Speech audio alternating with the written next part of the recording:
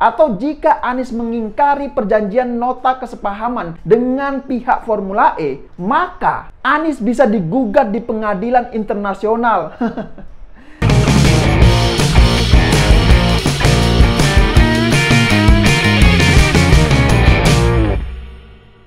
Ya, jumpa lagi dengan saya Yusuf Muhammad. Banyak yang heran kenapa Anies Baswedan kemarin sampai bisa kejebur dalam got.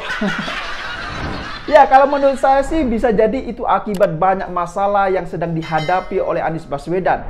Coba bayangkan saja, mulai dari masalah korupsi lahan DP 0 rupiah, kemudian masalah kelebihan bayar, kemudian masalah Formula E, dan lain-lain.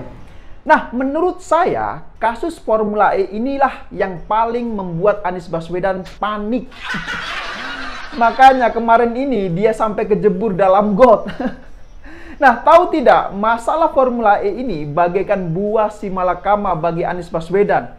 Kenapa saya katakan demikian? Ya gimana nggak menjadi buah si malakama ya? Kalau event Formula E ini diteruskan, maka jelas itu bisa menjadi masalah hukum bagi Anies Baswedan di dalam negeri ini.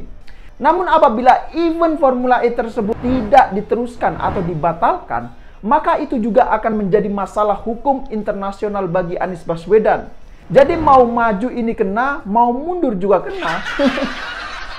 Nah, tapi tidak main-main. Berdasarkan surat laporan dari Dinas Pemuda dan Olahraga atau Dispora DKI mengenai kegiatan Formula E kepada Anies Baswedan yang dilayangkan pada 15 Agustus 2019, jika Anies Baswedan ini tidak segera melunasi komitmen fee Formula E, maka Anies bisa diseret ke pengadilan internasional. Coba bayangkan.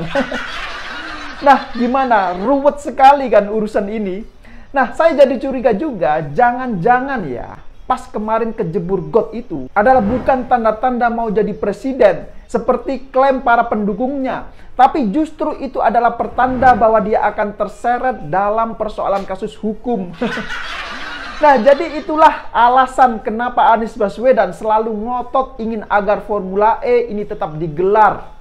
Meskipun Formula E ini tidak termasuk dalam RPJMD atau Agenda Prioritas Rencana Pembangunan Jangka Menengah Daerah Pemprov DKI Jakarta. Pertanyaannya, kenapa Formula E ini bisa menjadi persoalan hukum yang mengancam Anies Baswedan? Jadi begini, merujuk pada surat Dinas Pemuda dan Olahraga DKI terkait Formula E, disebut bahwa Anies Baswedan telah menaikkan kerjasama dengan pihak Formula E agar ajang balap mobil listrik internasional itu digelar di Jakarta selama 5 tahun berturut-turut. Hal tersebut sudah tercantum dalam MOU atau Nota Kesepahaman antara Anies dengan pihak Formula E.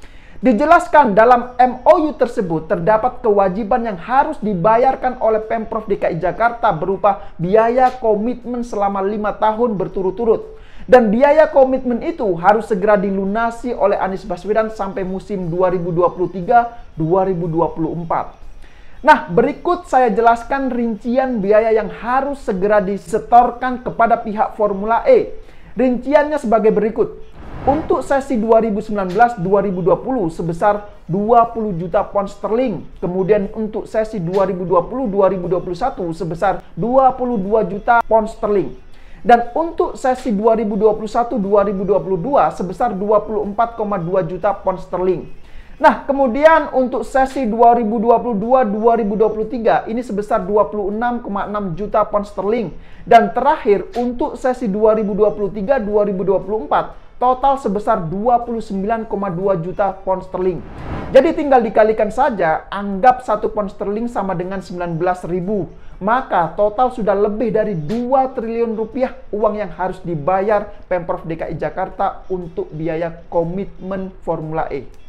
Perlu diketahui bahwa sebelumnya Anies Baswedan baru membayar komitmen fee gelaran musim 2019-2020 sebesar 20 juta pound sterling atau setara dengan 360 juta. Kemudian musim 2020-2021 sebesar 11 juta pound sterling atau setara dengan 200,31 miliar rupiah.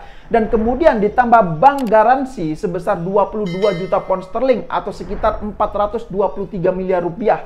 Jadi total yang sudah dibayar oleh Anies Baswedan ini sebesar 983,31 miliar rupiah. Nah, dalam persoalan ini, Anies rupanya terganjal juga dengan aturan pemerintah yang mengatur agar penganggaran kegiatan tahun jamak tidak melebihi akhir tahun jabatan kepala daerah.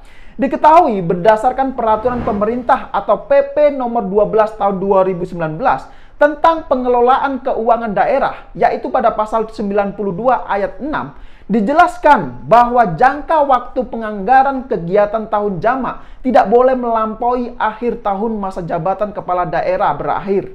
Pengecualian hanya diberikan apabila kegiatan tersebut merupakan prioritas nasional dan atau kepentingan strategis nasional. Nah, jadi jelas Formula E ini kan bukan agenda prioritas nasional dan tidak masuk dalam RPJMD. Selain itu, masa jabatan Anies ini juga tidak lama lagi akan berakhir. Inilah yang menjadi masalah besar bagi Anies Baswedan.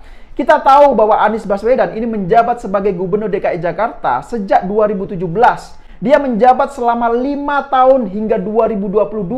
Sementara itu, pemerintah DKI Jakarta telah bersepakat dengan pihak Formula E bahwa DKI Jakarta akan menjadi tuan rumah Formula E pada tahun 2020 hingga 2024. Nah, artinya apa? Artinya, jika itu dilanjutkan, maka perhelatan Formula E tersebut jelas telah melampaui masa jabatan Anies Baswedan.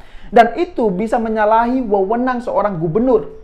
Jadi dari sini semakin jelas jika Anies tidak melunasi biaya komitmen Formula E tersebut atau jika Anies mengingkari perjanjian nota kesepahaman dengan pihak Formula E, maka Anies bisa digugat di pengadilan internasional. Nah, tapi jika Anies melanggar peraturan pemerintah nomor 12 tahun 2019 tentang pengelolaan keuangan daerah, maka Anies juga berpotensi melanggar hukum dengan melakukan penyalahgunaan wewenang. Inilah persoalan yang menurut saya membuat Anies Baswedan dan buzzer-buzzer balai kota ini semakin panik. Makanya tidak heran jika kemarin Gubernur Anies Baswedan ini sampai kehilangan fokus dan kemudian terjebur dalam got. Nah, jadi gimana? Apakah sampai di sini sudah paham semua? Silakan berikan komentar di bawah. Oh ya, ada yang hampir kelupaan. Perlu dicatat juga bahwa penyelenggaraan Formula E ini ternyata juga mendapatkan dukungan dari banyak orang-orang dekat mantan Wapres Yusuf Kalla. Keterlibatan orang-orang lingkaran JK tersebut dimuat dalam majalah Tempo edisi 22 Februari 2020. Salah satunya adalah Sadikin Aksa yang juga sebagai keponakan JK. Nah, menariknya, Sadikin Aksa yang juga sebagai Ketua Umum Ikatan Motor Indonesia ternyata tidak lama ini telah ditetapkan sebagai tersangka dalam kasus perbankan pada bulan Maret 2021 lalu. Jadi pertanyaannya, sampai sejauh manakah keterlibatan orang-orang dekat JK dalam penyelenggaraan Formula E ini? Mungkin persoalan ini akan saya bahas di lain waktu. Ya, saya kira demikian dulu opini singkat Okedum kali ini. Pesan saya, kawal terus Formula E yang telah menghabiskan anggaran hingga triliunan rupiah. Dan tidak lupa saya ingatkan, jaga terus NKRI. Saya pikir itu, terima kasih sudah menonton dan sampai jumpa di acara Okedum selanjutnya.